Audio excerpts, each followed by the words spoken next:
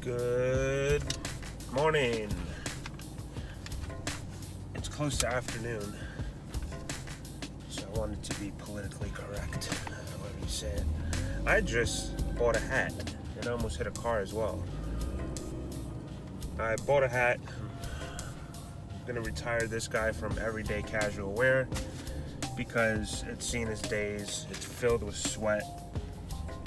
It doesn't smell because I clean it in the dishwasher. It was a trick that I guess someone told someone, and then my mother found out and she told me about it. I tried it and it worked, but it's starting to just irritate my head and whole. So I really value my belongings.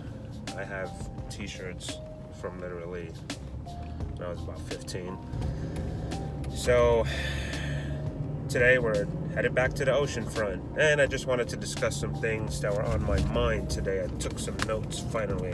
So I wanted to talk about, okay, first of all, we're headed to Norfolk first to go see my buddy's office. He has a new office. They're rearranging stuff. I told him I'll come help him this morning, but I was dragging butt. It's a lot of preparation to leave my home with all this equipment. I have to make sure I have everything because it's far away from my house. I live in the woods. After Norfolk, we're gonna go to the Oceanfront, meet up with my buddy. But man, this light is taking forever. It just feels better, you know, when you're driving. It's easier to conversate with you, if I should say. Anyway, we're going to just make sure I have the rights to use his company name. Now, the thing with the company name is that legally, yeah, I could if I want to. I can, you know, say what is true, whatever I feel is on my mind. However, taking away the legal aspect, you still got to have a conscience and still ask permission out of respect, because he is a close friend of mine and we've been through a lot, you know, together. I used to work for him as well. In the company that's involved, there's a few thousand people. Wow, I'm on the wrong side of the road. There's a few thousand people. Look at this road. They just chopped it in half, but they're doing a good job making it, getting it up there. I just made the mistake. I wasn't paying attention because I was talking to you. So I really want to get off this road. It's really loud.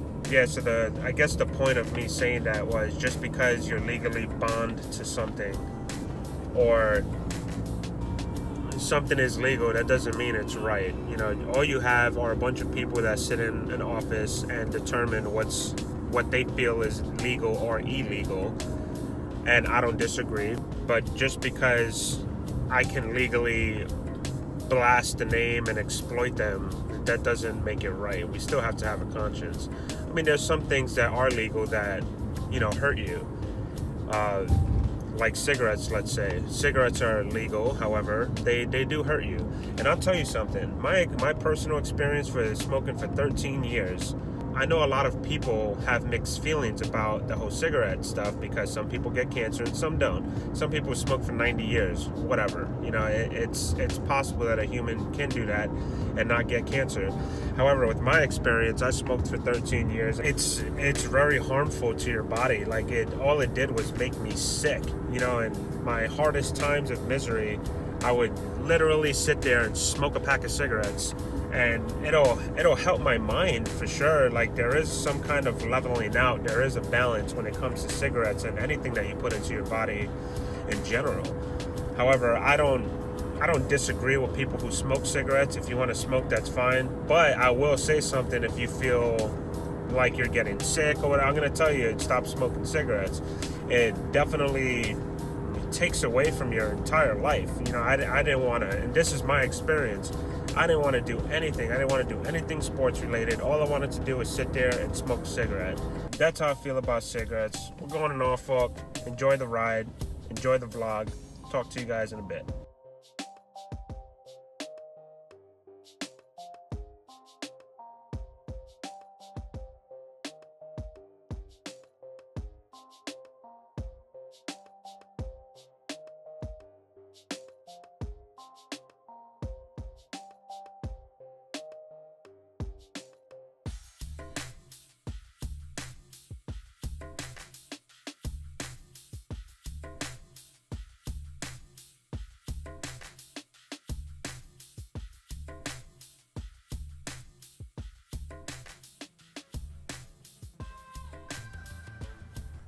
I'm gonna take you guys through this space they have over here. So here's the percolator. As you can see, it is pretty huge, thousands of square feet. They just have office space. What I find pretty awesome about this office is the view. Can't really beat the view, man. We're right across the street from the Norva is pretty much over there. That's the building that attaches to it. I believe so. Yeah, I can see the billboard. And then we have the MacArthur Center right there. This is my buddy's new office space, Carl Cleanthes's. It's located at the Percolator in Norfolk. Well, it's located in Norfolk. And it's called the Percolator, right off of Granby Street.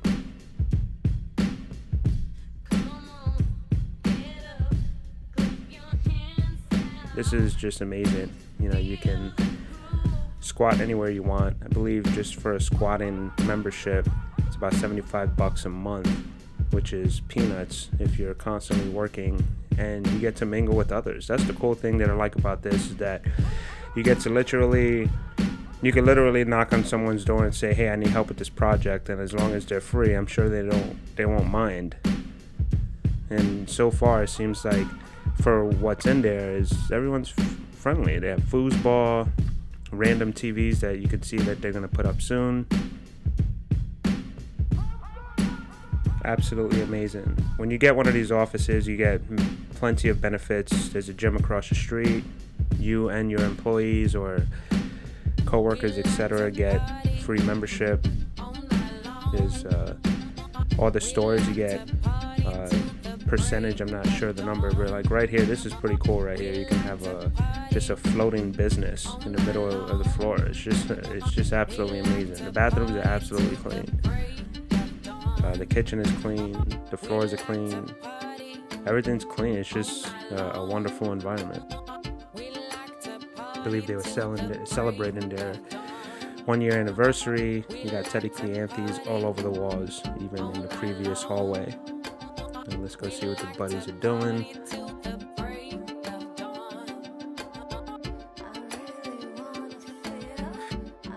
There goes Carl and his buddy. I forget the gentleman's name, but he works with him, helps him out with certain projects. As you can see, they're putting up random planks on the wall.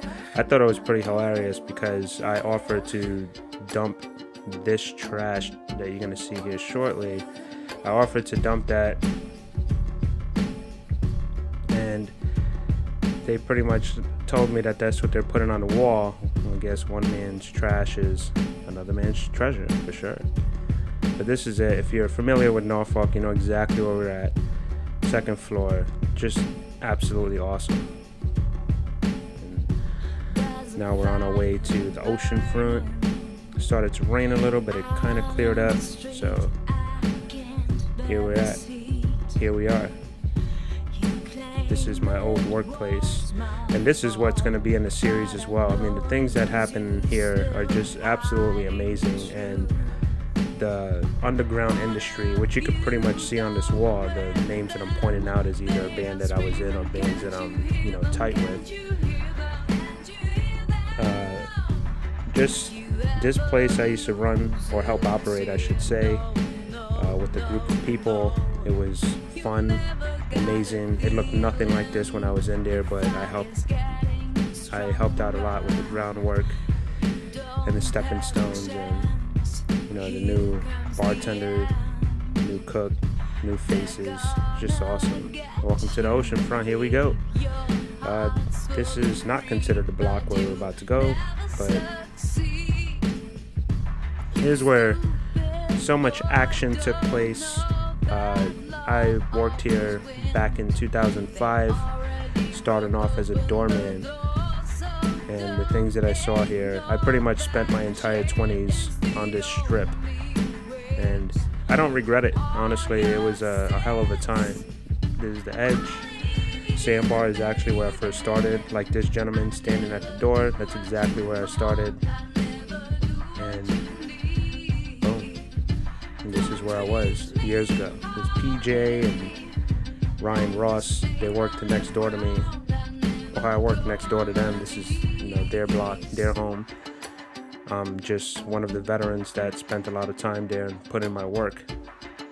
But these guys are like the OGs and very sentimental. This place, it didn't have the open windows like that. No way.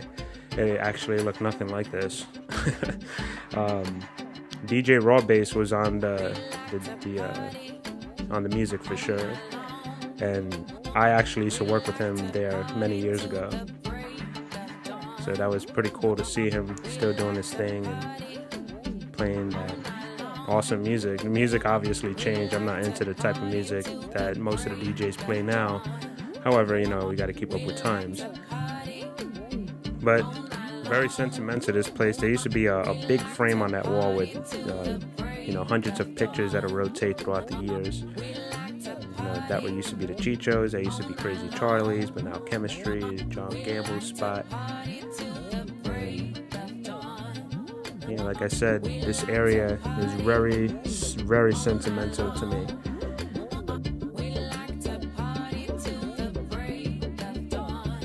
Gained many connections, but this is in the book series that I'm producing and writing. It's going to be talking about these bars and what we went through as bartenders, what we went through as servers, bouncers, managers, and even patrons or customers. What it was like with the police force and how different it is now. We're not jumping back 30 years for sure, but we will be interviewing people that were here for 30 years plus, which I know personally, and they actually, you know, seen tire change, like a flip of a coin.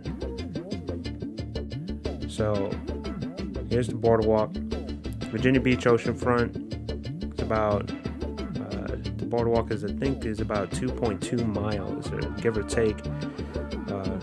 Definitely one of the longest boardwalks I've personally been on, and the sand is clean. You can see the track marks. They clean it constantly, especially during the summer. And there's hundreds of hotels, hundreds of restaurants, hundreds of stores, thousands of people walking. Right now it's a little early in the day, so you're not going to see much, but it's still a lot of people for, you know, midweek.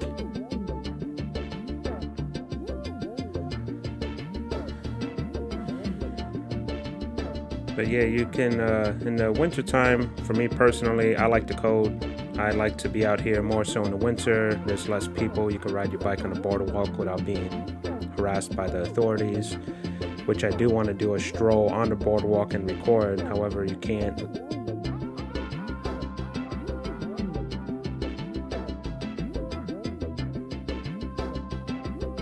This is one of the spots I used to manage as well. It used to be called Seesaw, and I used to work there during the mornings and jump to across the street to Seaside Raw Bar, and Shock is in the evening. I'll take little breaks in between, and sometimes, you know, especially in the summer, you try to stay as busy as possible. You know, there were no breaks, only when I slept, and that's me. What is cracking? What is going on?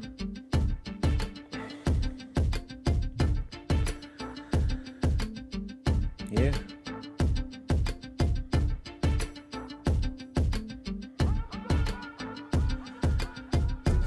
Man, oh man. The memories. I've lost a lot of friends due to drugs and alcohol and just, you know, moving on, you know, with life. Me moving on, them moving on. See, like, things like that ATM machine was not there. The parking guys out here, the parking lot, is a tough job. You have to sustain the heat and deal with attitudes all day, pretty much. People want to pay, people don't want to pay. People just don't like the way you look at them, and they drive off. So, but people want premium parking and don't want to pay for it. So This is Chris Lewis, CMFL.